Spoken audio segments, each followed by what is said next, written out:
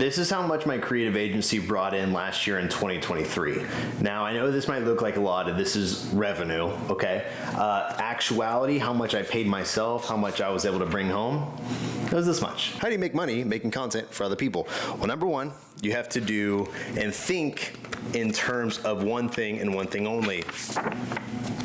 Numbers, okay? Numbers is the most important thing when building and growing a business, because that's what you're doing. You want to be a content creator, you have to be able to be an entrepreneur. I heard Tom Segura on a podcast talking to a comedian, and the comedian said, how do I be a better comedian? And Tom Segura basically said, you gotta be a better entrepreneur, because if you want to be in the creative and entertainment industry, you have to learn how to get paid for what you love to do. In order to learn how to get paid, you gotta learn how to be a business owner. So this is a numbers game, guys. What does that mean? Obviously, numbers are important. Subscriber numbers, viewers, comments, likes, subscribes, all sorts of stuff. Numbers are the most important thing, and $1 is a number amount. How do we think about this though? If you want to make a living, you need to figure out what is the numbers you need to make a living. Some people just, think about, I just need a job so I can have a consistent salary, whatever. Think about how much do you need to survive? Actually tally up the amount of things that you need on a monthly basis and figure out how much money per month do you need to be making. Don't think about the year. Then figure that out in how many clients do I need? How many products do I need to sell? Now, if you know what you're going to sell, and if you're going to sell creative services, which is what this whole video is kind of aimed at, you shouldn't be really doing anything for less than $500 at first. Once you get to a level, you shouldn't even do anything for less than $1,000, okay? You should strictly be like minimum 1,000, but when you're first starting out, 500 bucks is all right. I actually remember I quit my job in 2020, 4 years ago, and I decided I was gonna do this thing. I was gonna make my own money from making stuff for other people. So that way I could also make my own stuff for myself and make money doing my own stuff. And we'll get to why that's important later. But I remember I found a client, my dad knew somebody, and my dad reached out to them, connected me with them, I got in a call with them, and I offered and closed them on making, I think I made 6 LinkedIn written posts for them a month for 500 bucks a month. And off that call, dude, I was so pumped. I was like, oh my gosh, yes, yeah. Like closing a client for the first time is an incredible experience. But how did I get that? What did I do? I had to reach out to as many people as I could. It was a numbers game. So some instances, it was me literally going down my phone book and just reaching out to somebody and asking, hey, this is what I do now. Do you know anyone who might be interested? And just by doing that, you don't even have to pitch your friend on a service, because a lot of people feel like, oh, is that going to be scummy? Asking my friend for help? No, it's not. What you just want to do is you want to move from being you and how your friends see you as someone with a job, and you just want to move yourself in their brain into the realm of my friend does this, so that when they have a talk with someone, then when they're talking with someone, they know that you do that thing. For example, I reached out to everyone and said, hey guys, I'm helping people with social media. Do you know anyone who might need my services? They said, no. Most of the time. But half the time they'd say, yeah, actually, I know someone who might need that. And so then they'd connect me. They'd text me, hey, this guy, here's the number, whatever. And the other half who said no, a lot of them would actually follow up later and be like, hey, Dino, I heard, like months later, I'd forgotten about it at this point. Yo, Dino, I know this guy, I just met this guy who might need some help. Do you mind if I connect you? Absolutely, okay? So numbers, numbers, numbers. So at first you want to start with your own personal relationships, just letting that's your sort of like, I would guess, call your unique advantage is the people that you know. But then you have to start thinking about people you don't know, and you have to start meeting new people. And that's why this next point is relationships are better than money. And why do I say that? First off, the numbers game, you have to start just massively outbound sending content, like sending invites. So for example, I remember the moment when I was talking to a few other entrepreneurs, and they basically were like, you don't have any clients. Well, how many messages are you sending every day? And I was like, none. And they said, bro, 10 a day, minimum. You gotta be doing 10 a day. So I was like, okay. So I just started sending 10 messages a day. And eventually I got a client like a month later, and I sent like hundreds of thousands of emails, and eventually landed a client. And guess what? That was a numbers game. A lot of people argue, you send 100 messages, odds are one of them is going to become a new client. Like, it's just nearly impossible for that not to happen, okay? So numbers. But then you also have to start thinking about relationships. Sometimes you reach out to someone and you're trying to close them, you're trying to ask them, hey, will you please let me do this thing, et cetera, et cetera, et cetera. And they say no. They're like, I don't need it. I don't need your service. Thank you so much. I wish I needed your service, but I don't. And you have a choice to make, and the choice is, do I try and push this even further and try and sell them on the close, or do you just try and build a relationship? Do you try and help them with something for free, no strings attached? And often the answer is probably you're gonna wanna help them, no strings attached. Because I can't even describe the amount of positive situations I've had with closing a deal months, maybe even years later, because I made one initial relationship that set me up for success. And I have another example coming right up in a little bit. So focus on the relationships. Don't just focus on trying to get money out of people. Try and really focus on the relationships. Okay. Do good work. So this is super important, because doing good work doesn't mean being the best. Okay. It just means being better than the person who's willing to pay you. And that's all being a business owner is, or actually being a contractor, freelancer, whatever. All of this is have you made videos that are better than the person you're selling to? And if so, that's totally fine. So what I would encourage you to do is go find people who might be wanting to post. Go find people who have their own business, but they don't have time to make videos. Go into random businesses. And going back to the numbers games, there'd be times where I would just drive down the street, I'd see a business, and I just look them up on Google and call them while I'm driving. I would just do that whenever I drove anywhere. I would just be like, hey, do you need social media? No? Okay. I might even stop, like if I ever went somewhere, I would go to the two places next to it, and I'd walk in, hey, do you guys have your manager or marketing? Hey, do you guys need help with your social media? I'd love to help with it. And of course they shut me down because that pitch was awful and that offer is terrible. So don't entirely do that unless you're just trying to get reps. But what I would encourage you to do is figure out what is the work that you want to do, and who do you think you can do it better than, and how do you serve them in that situation. Now, if you notice, I haven't mentioned offer yet, because there's plenty of amazing videos on an offer. I would say in my 30-second spiel, you need to figure out where do your creative talents intersect with the output that you can do, and how does that help and benefit someone else. So, for example, we help come up with unique ideas and merge them with proven formats to get them 1 million views in 90 days. That is a offer for them to look at and be like, do I need that? Do I want to get 1 million views? Am I tired of getting crappy views? Well, then let's do it, right? So that you want to come up with an offer that benefits someone else and yourself, and make it a win-win for each of them. And then that's what you want to lead with, and you want to practice and refine it. Okay, if you've paid attention and actually acted on any of the stuff I already just mentioned, then you're probably already in the freelancer mode. Like, you are making stuff for other people and you're getting paid. But do you just want to make stuff for other people, or do you want to scale it and grow and not have to be in the weeds, and you're just the strategic overseer of what's going on? That's when you have to start hiring people. So you have to start paying someone else to do what you've been doing. So now that you're making all your content yourself and you need to start hiring people, you need to raise your standards. Why? Because odds are, at the rate that you're going, you're not going to be able to afford someone who's really, really good. So what you have to do is understand that you have to find someone and train them to your standards. And this can be really annoying and really difficult and really hard, but that's the work that you're doing. Someone else is paying you to train someone else on how to do it. So that's why it's not really any sort of scammy tactics, because it's like, You have the vision and you are teaching someone else how to execute on that vision.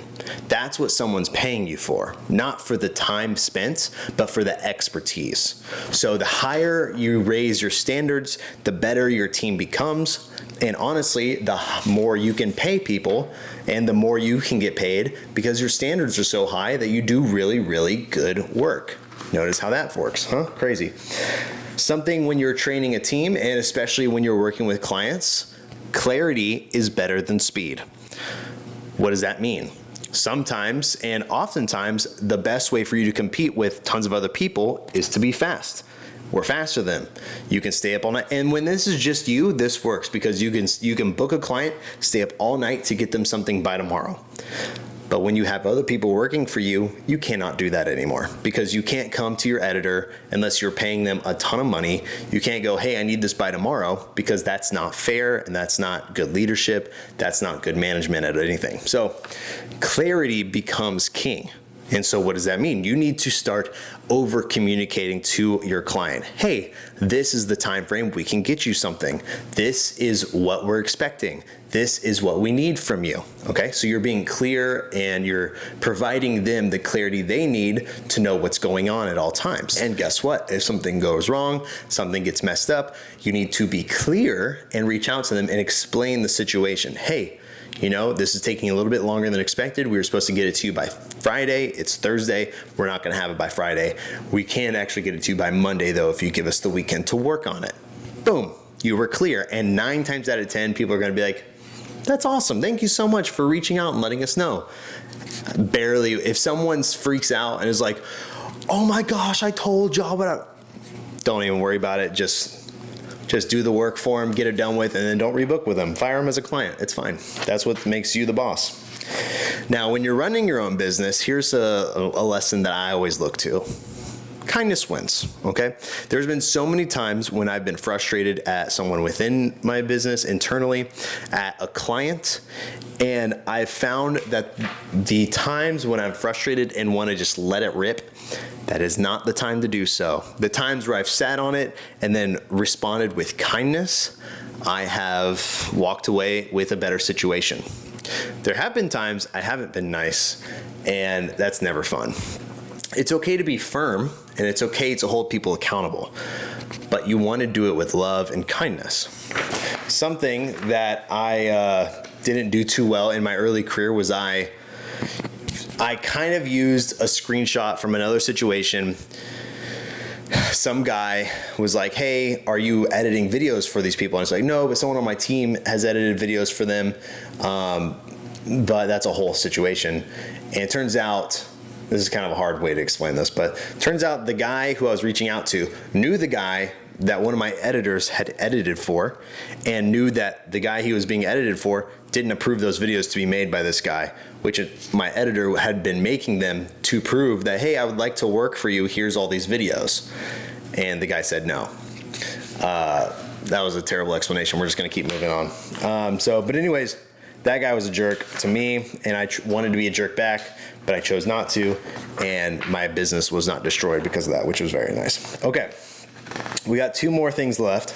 Here's a lesson that I want you to know is as you're growing your business, at this point, you have some team members, you're consistently making content for other people, you're sending tons of messages every single week to hopefully reach out and get some new clients.